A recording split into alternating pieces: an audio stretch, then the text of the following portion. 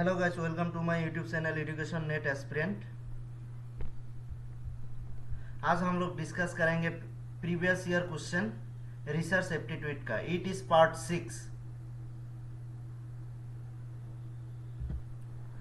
Question number 1, if the dress of a person does not reflect और predict his voting behaviour the assumption is of.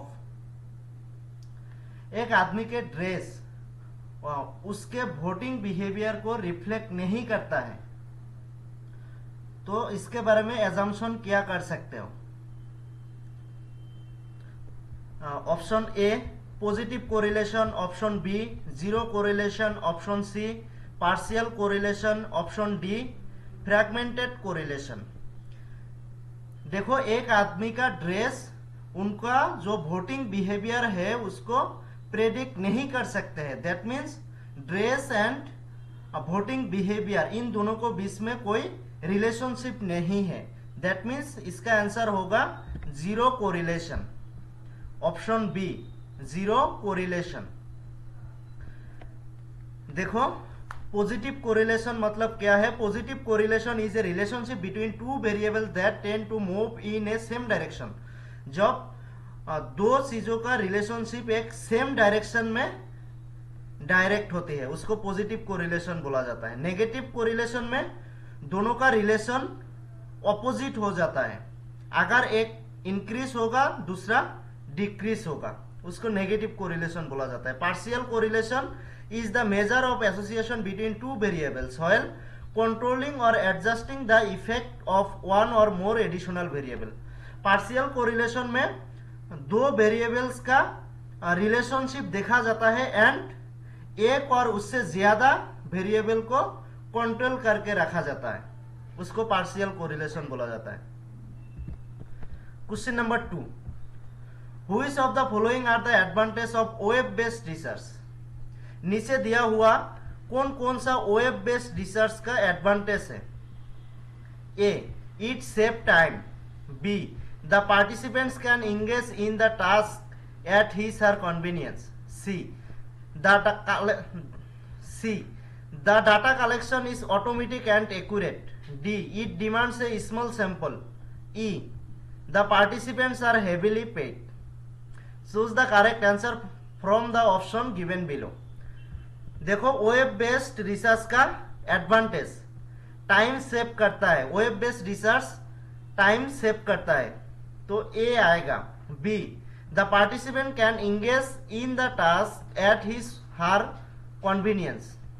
Participant उसका खुद का convenience के हिसाब से कोई भी टास्क के लिए इंगेज हो सकता है। बी भी आएगा। C, the data collection is automatic and accurate. Web based research में डाटा कलेक्शन ऑटोमेटिक हो जाता है एंड एक्यूरेटली होता है, तो इसका आंसर होगा option 1, A, B and C, and D and E नहीं होगा। Yes, demand a small sample size. इस वेब बेस्ड रिसर्च में एक स्मॉल सैंपल साइज नहीं चाहिए, ज्यादा बड़ा बिग सैंपल साइज होता है। Participants are heavily paid, participant को पेड किया जाता है। No, it is also false. तो इसका करेक्ट आंसर होगा option 1, A, B and C only. Question number 3, given below are two statements. Statement 1, survey research has the advantage of sampling a large number of respondents who are selected for research. Statement 1 में क्या बोला है? Survey research का एक advantage होता है, research में एक large number of respondents as a sample select किया जाता है।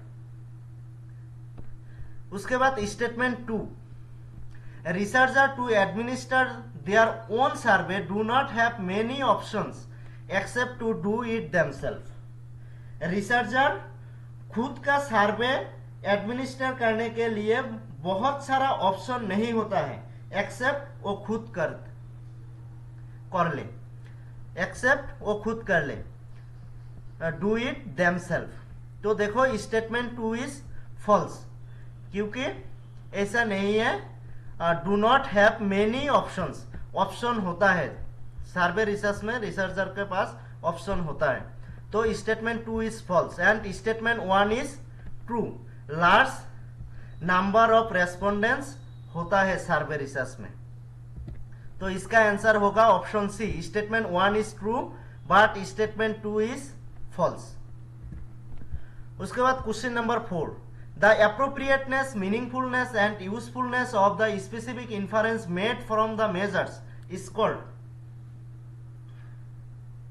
मेजर्स के द्वारा कोई स्पेसिफिक इन्फरेंस बनाया जाता है, वो एप्रोप्रिएट, मीनिंगफुल एंड यूजफुल होता है, उसको क्या बोला जाता है? Option A parallel test reliability, option B inter-rater reliability, option C test retest reliability, option D validity. देखो उसको वैलिडिटी बोला जाता है। जो मेजर के द्वारा कोई स्पेसिफिक इन्फरेंस बनाया जाता है जो एप्रोप्रिएट भी होता है, मीनिंगफुल भी होता है एंड यूजफुल भी होता है, उसको वैलिडिटी बोला जाता है। करेक्ट आंसर होगा option B. And parallel test, inter rater and test retest, ये सब प्रीवियस वीडियो में डिस्कस किया हुआ है। उसके बाद question number 5, answer to which among the following question can be found in the discussion section of a research paper. Research paper का जो डिस्कशन सेक्शन होता है उसमें कौन कौन सा क्वेश्चन का आंसर ढूंढना जाता है? A, what kind of instrument was used in study. Study में किस तरीके का इंस्ट्रूमेंट यूज किया गया है? B, how do your result relate to existing studies on the topic. इस टॉपिक के ऊपर जो एग्जिस्टिंग रिसर्च है उसके साथ आपका रिजल्ट कैसे रिलेट कर सकते हो? C, what do the result mean. Result mean क्या है? D, what were the result of any statistical test. Any statistical test का रिजल्ट क्या हुआ है? E, what new ideas emerge that you could evaluate in the subsequent experiment. कौन सा new ideas emerge हुआ है जिसको आप सब्सिक्वेंट एक्सपेरिमेंट के लिए इवेलुएट कर सकते हो? देखो इसका आंसर होगा B, C and D, option number 3, B, C and D. How do your result relate to existing studies on a topic. C, what do the result mean and E, what new ideas emerge that you could evaluate in a subsequent experiment. ये तीनों correct है। ये तीनों question का answer research paper discussion में ढूंढा जाता है। तो इसका करेक्ट आंसर होगा option 3, B, C and E. Question number 6, mean of the means of sampling distribution of a finite population is. Finite population का जो सैम्पलिंग डिस्ट्रीब्यूशन का मीन है उसका मतलब क्या है? सैम्पलिंग डिस्ट्रीब्यूशन का मीन का मतलब क्या है? Option A, more than the mean of the population. Population के मीन से ज्यादा है। Option B, less than the means of the population. Population mean से कम है। Option C, equal to the mean of the population. Population mean के equal है। Option D, equal to the median of the population. Population का जो median है उसका equal है। तो इसका करेक्ट आंसर होगा option C, equal to the mean of the population. जो फिनिट पॉपुलेशन का सैम्पलिंग डिस्ट्रीब्यूशन का मीन होता है वो पॉपुलेशन मीन का इक्वल होता है। उसके बाद question number 7, the main types of validity encountered in research design and methodology. Research design and research methodology में कौन कौन सा टाइप ऑफ वैलिडिटी देखा जाता है? ए, इंटरनल, बी, एक्सटर्नल, सी, कंस्ट्रक्ट, डी, स्टैटिस्टिकल कंक्लूजन। देखो ये चारों वैलिडिटी का टाइप है, तो ये चारों रिसर्च डिजाइन और मेथोडोलॉजी में देखा जाता है। तो इसका आंसर होगा option 4, A, B, C and D. देखो इंटरनल वैलिडिटी मतलब क्या है? जो कॉज एंड इफेक्ट देखा जाता है रिसर्च में उसका साथ रिलेटेड है। एक्सटर्नल वैलिडिटी जनरलाइजेशन के साथ रिलेटेड है। कॉन्स्ट्रक्ट वैलिडिटी, कॉन्स्ट्रक्ट होता है, construct is the characteristics that researcher can not observe directly, जो इनडायरेक्टली रिसर्चर इनडायरेक्टली ऑब्जर्व करता है, डायरेक्टली ऑब्जर्व नहीं कर सकता है। लाइक इंटेलिजेंस, फीलिंग्स, मोटिवेशन, ये सब एक एक कंस्ट्रक्ट है।